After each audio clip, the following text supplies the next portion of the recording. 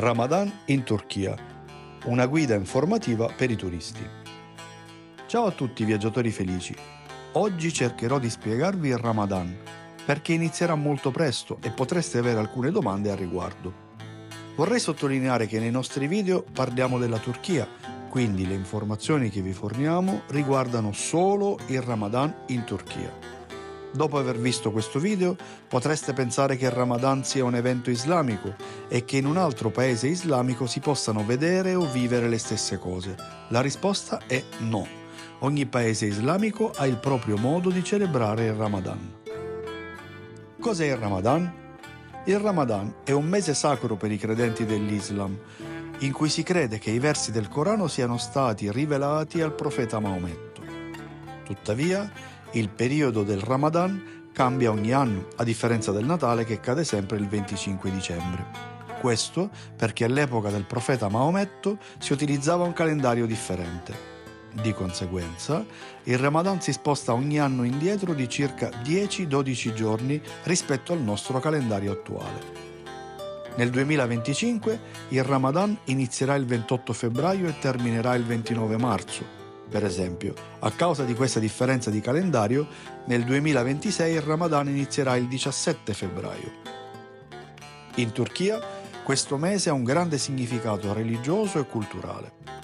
Durante il Ramadan, i musulmani digiunano dall'alba al tramonto, non mangiano né bevono nulla fino al momento dell'iftar, che coincide con la preghiera serale, al tramonto. L'iftar è un momento molto emozionante e spirituale. Il pasto è generalmente più abbondante del solito. Tutta la famiglia si riunisce intorno alla tavola e aspetta insieme il celebre e suggestivo richiamo alla preghiera proveniente dalle moschee. Quando i musulmani lo sentono, iniziano a mangiare tutti insieme. In Turchia il Ramadan non è solo un periodo di devozione religiosa, ma anche un momento in cui vengono enfatizzati l'unità sociale, la solidarietà e la condivisione.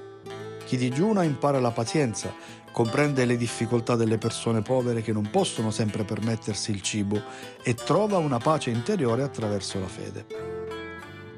Il digiuno è obbligatorio in Turchia? La Turchia è un paese laico e le pratiche religiose sono considerate una scelta personale. Pertanto, il digiuno non è obbligatorio e né i locali né i turisti sono costretti a digiunare. Mangiare o bere in pubblico non è proibito, ma nelle zone più conservatrici è considerato rispettoso essere attenti a chi sta digiunando. Molti luoghi di lavoro in Turchia continuano a fornire il pranzo ai dipendenti che non digiunano durante il Ramadan. Tuttavia, in alcune regioni più conservatrici, i ristoranti potrebbero essere chiusi durante il giorno. Questo è più comune nelle regioni dell'Anatolia orientale e sud-orientale. La vita in Turchia durante il Ramadan. Durante il Ramadan, molte città turche assumono un'atmosfera unica. Le moschee vengono decorate, si organizzano eventi speciali per il Ramadan nelle strade e si gustano prelibatezze tradizionali ai tavoli dell'iftar. Tuttavia, ci sono alcuni punti importanti di cui i turisti dovrebbero essere a conoscenza. Ristoranti e caffè. Il digiuno non è obbligatorio in Turchia, quindi moltissimi ristoranti e caffè continuano a servire il cibo durante il giorno. Tuttavia, i ristoranti più popolari possono diventare estremamente affollati all'ora dell'iftar. Se avete intenzione di cenare fuori a quell'ora, è consigliabile prenotare in anticipo o mangiare prima dell'iftar. Shopping e traffico.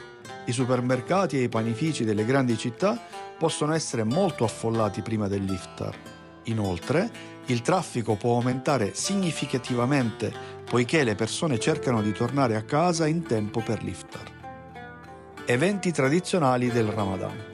Dopo l'iftar si svolgono eventi speciali nelle città. Una tradizione particolare è quella del suono dei tamburi notturni.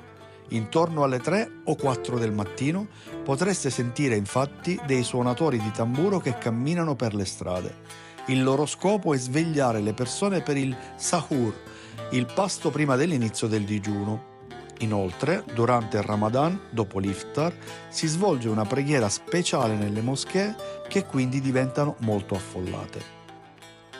Idee del Ramadan.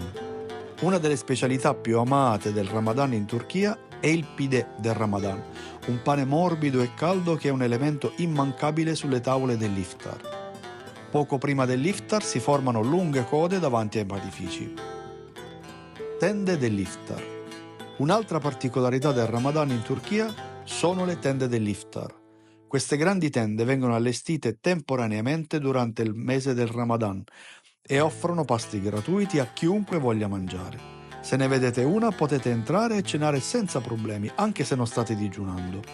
Le spese per questi pasti sono coperte dai comuni o da persone benestanti. Festa alla fine del Ramadan. Alla fine del mese del Ramadan si celebra il Ramadan Bayram, noto anche come Sheker Bayrami, festa del dolce, che dura 3 giorni ed è un momento di festa per la conclusione del Ramadan.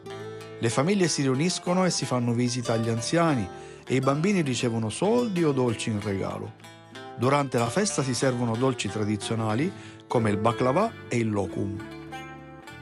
Molte attività commerciali rimangono chiuse durante la festa, ma le attrazioni turistiche nelle grandi città restano aperte. Il primo giorno della festa i trasporti pubblici possono essere gratuiti o scontati, ma bisogna aspettarsi una grande folla. Inoltre, i centri commerciali e le aree turistiche possono essere molto affollati. Se vi trovate in Turchia in questo periodo, è consigliabile pianificare i vostri spostamenti in anticipo. Conclusione. Il Ramadan in Turchia offre ai turisti un'esperienza unica in cui tradizione e vita moderna si intrecciano. Se visitate la Turchia in questo periodo, potete partecipare alle cene dell'Iftar, esplorare le festività del Ramadan e sperimentare la calorosa ospitalità della gente locale. Poiché il Ramadan si sposta di 10-12 giorni ogni anno secondo il calendario lunare, controllate le date esatte prima del vostro viaggio, potrebbe essere utile. Auguro a tutti un Ramadan sereno e gioioso. Viaggiatori, per oggi questo è tutto. Vi ringraziamo per la visione, raccomandandovi di regalarci un like se il video vi è piaciuto e di iscrivervi al canale ed attivare la campanella delle notifiche per non perdervi i prossimi video ed aiutarci a far crescere il canale. Ciao!